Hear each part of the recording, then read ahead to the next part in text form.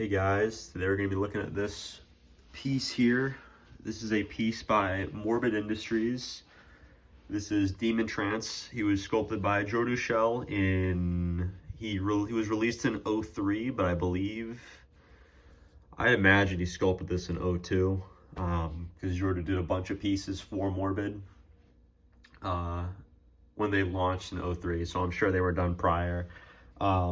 But yeah, this is one of the many pieces. His name's Demon Trance. He is a wall hanger. I've got him on this stand here. I want to eventually mount him to a wall, but I don't know if I'll be able to do it in the video. But here, he's got a full back, and the idea is you just put it against the wall there. And there's that flat bit.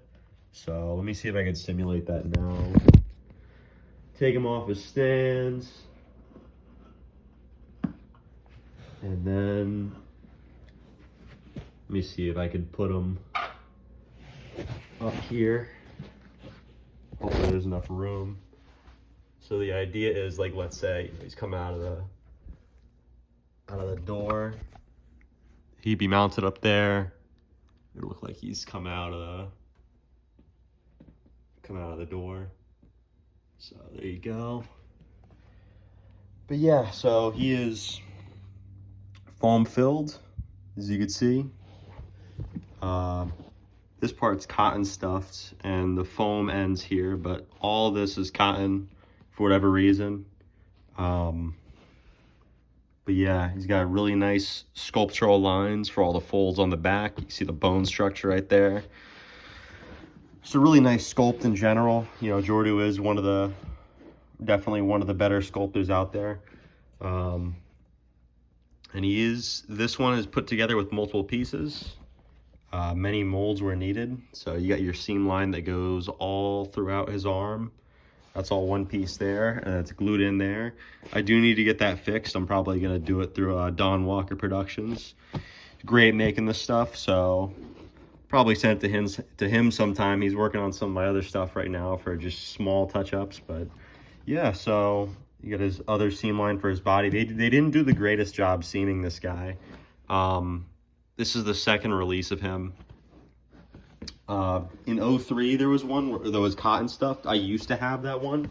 There's actually a video on my channel if you go down far enough. But yeah, I sold that a while ago. I regret selling it. I needed money at the time. But yeah, so now I've got this one, which a lot of people say is better. I think they're both good. I think this one is better paint, but I think that the head looks a lot different. But personally, I like the old one more because of the eyes. The eyes don't have as much gloss on this one. There is some gloss, but it's very, very faint compared to the old one. The old one looked a lot more wet, looked a lot more like a real eye. And I also just like the paint of the eyes on the old one. But the old one, this is like more of like a gray, or like a deep, deep gray with like a, as you can see, like a whitish, silvery undertone. And you got your veins there, of course. But yeah, he's got his horns there. And more purple undertones of hope. Yeah, it should be showing up on camera, but he looks very silvery on camera. I wouldn't say he's silvery. He's closer to like what you see like up here. Yeah, that's still kind of bad, but you see, yeah. Let me flip him over to his back. You can see kind of the paint difference there. It looks a lot more harsh on camera. Definitely not as bad in my opinion, but yeah. So with the old one, so this one, there's no real way to mount it because it's just solid down there. But on the old one, right around somewhere in here, they would poke a hole and they would like get a super, super tiny rope like that. Like, oh, I don't know if I can make it with my fingers, but like super tiny. And they would just glue it in there and you just hang them up on your ceiling or whatever, but those would always snap. I remember it snapped on my old one. You can only see the stub on it.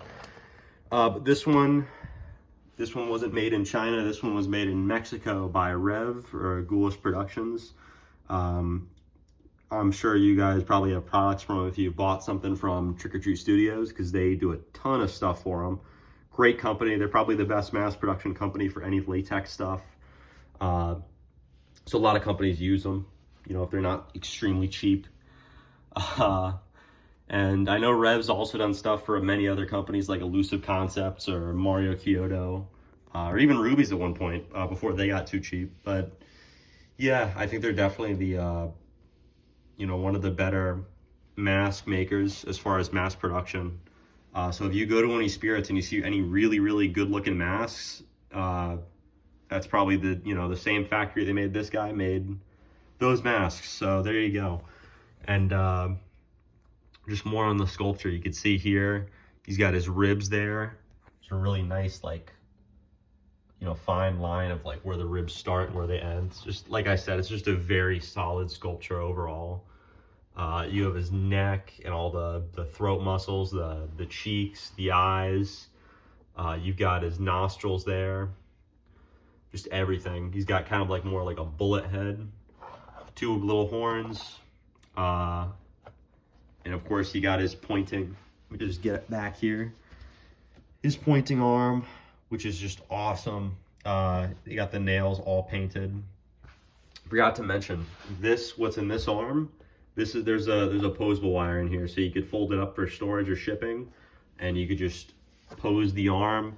Hopefully, you do it with one hand, however you'd like. So pose them like that, just however you want. It's gonna leave a bend there, obviously, but you can always just bend it back if I could do it. Yeah, that's good enough. But yeah, so you could just pose them however you want. So you make them like do this. Just a very cool piece. But yeah, so one of the things that Jordu does to make all of his sculpts really seamless, because you know this obviously isn't human. This is it's a demon, so you know obviously they're not real. But something that he and a few other sculptors that I could think of did for Morbid is to make these and just their other sculptures in general really just truly realistic. A lot of these features they get from, it's like, you know, it's like fantasy, but they inject some nature into it. So like an example would be like, you know, you got your, like, you know, you have like some wrinkles here from where your elbow would be, right? For like a more human feature.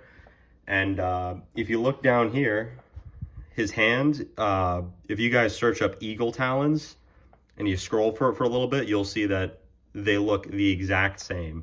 So it's pretty crazy how, you know, this is literally just like a upscaled eagle talon for his hand. And that's, you know, there's my hand, so it's pretty big. That's really cool. So it's just really cool how sculptors are able to, you know, make something that's convincing. And that's also one of the reasons why I like Jordu so much, because everything, there's some level of realism to it. Like the hand, there's some level of realism to it. What else? Yeah, so this guy was $79.99 back in 03, which is like $160 today. He is sort of small. I would like him to be bigger, but you know, you get what you pay for. So yeah, so with inflation, it'd be 160 or 180 today, around there. And these do pop up from time to time, but they are definitely getting rare. So I would say if you like this guy and you're seeing him and you see one pop up for sale, I'd grab him, just because these guys do not pop up much. Most of the Morbid things don't, especially now, because I remember I started collecting this stuff 4 or 5 years ago. There was a lot more when I started collecting, which is crazy as is, but now it's like desolate, like nothing comes up at all anymore.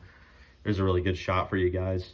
But yeah, so this guy, last thing I'm gonna say before I go here, this guy, Jordu did him, I don't know if it was intentional or not, but it was some cover of a magazine with a colored monster on it. It looked a lot like this guy, like a lot, like the same kind of horns, same face expression, and Jordu basically just added a body to it, with that being the inspiration, that headshot on that cover of, I don't know what it was. It was like Monsters magazine. I don't know, because they made a lot of them back then.